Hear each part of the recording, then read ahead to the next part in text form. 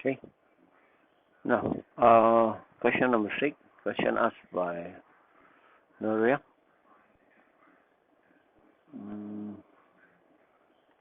First, let's talk about bearing. Recall bearing.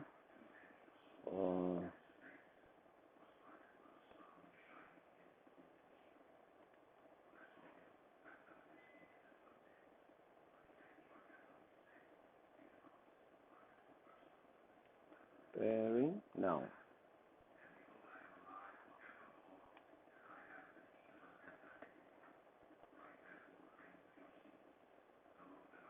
Wait.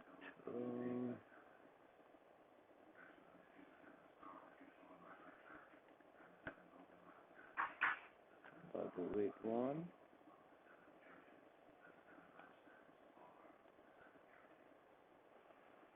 Then we have the green one.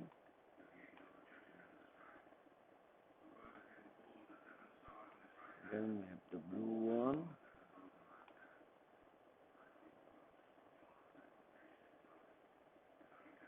Now, okay. Now let's say this is the North Pole. This is the North Pole here. Now, this is destination A. This is destination B. Now, let's look at the bearing. A boat A set sails on a bearing of 325. Okay, definition. Let's say you reach position boat A. Okay, let's say you reach here. Now, if you set sail at a bearing of 325 means, remember, always measure from the North Pole clockwise until we reach the arrow, this clockwise arrow, reach the line that join from the beginning point here, where the boat sail off, and let's say the final destination at point A. That's for boat A.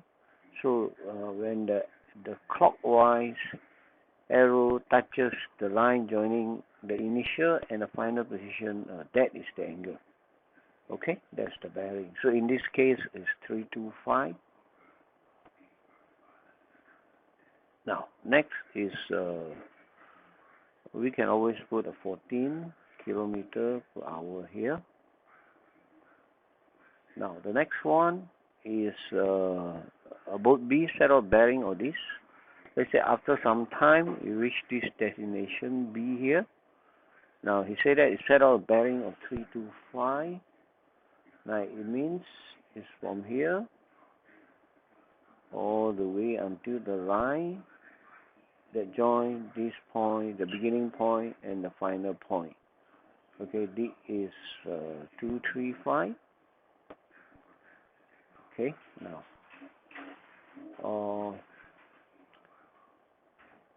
the question is, let's take 325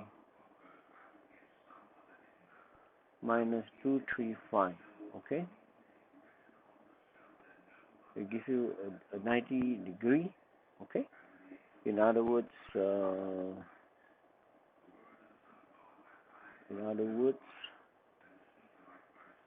this particular angle here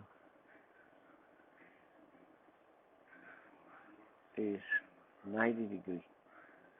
Okay, because the first one 325 is all the way until here, then the second bearing is from here up to here is 235. So you take the difference, then is this angle that's 90 degrees.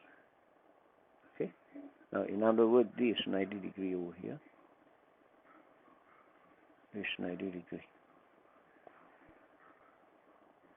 Okay, now, so another piece of information we put here would be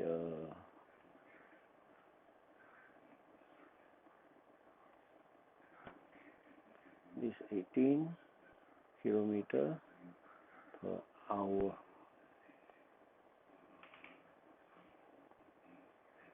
Now, he said after 2.5 hours, we're going to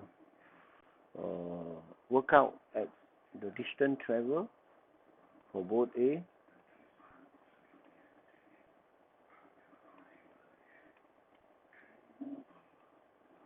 distance, both A is equal to velocity time time.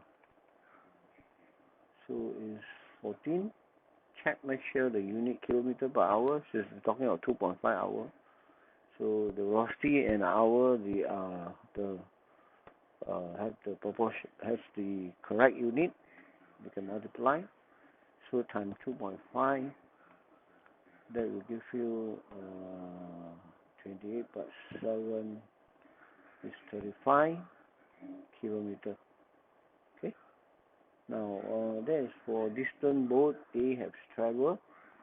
Now distance boat B has traveled.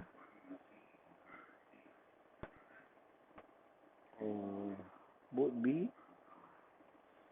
is equal to the velocity, which is in this case boat B is at 18. Velocity time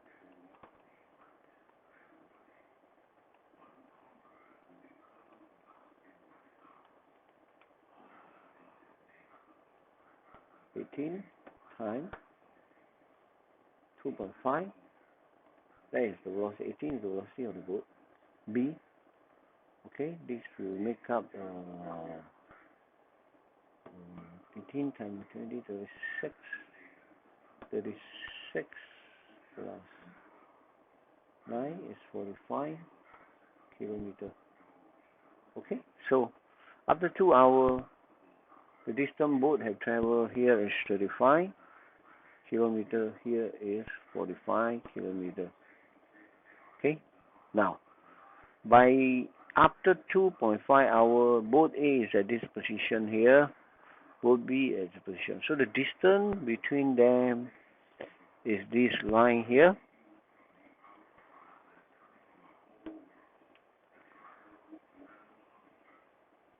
It's actually this distance.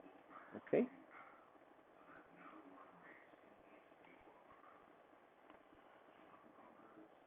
It's actually this distance AB.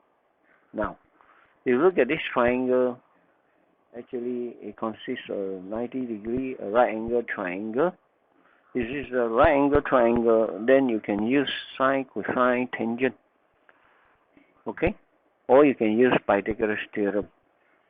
So in this case, you notice that you have this is the hypotenuse, okay? Remember the longest length, or is the length that opposite the 90 degree, which is this. Now, so using Pythagoras theorem, I should be able to find the distance between. Okay, so now using Pythagoras theorem, okay, the hypotenuse square is always equal to the sum of the square of the other two shorter length. In fact, they are actually the opposite and adjacent, so it is equal to 35 square plus 45 square.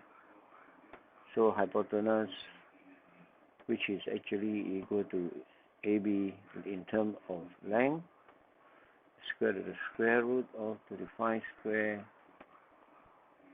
plus 45 square. Okay, so let's work out this. That will give you the answer that you want.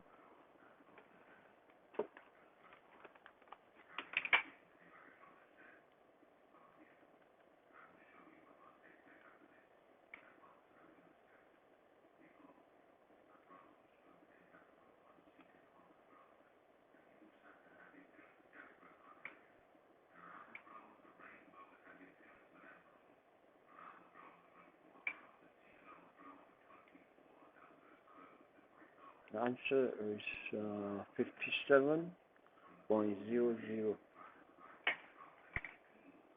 So it's 57.00. If you take three significant figures, 57. Since there is a 0 here, it's not necessary to put 0 for this case. we just kilometers.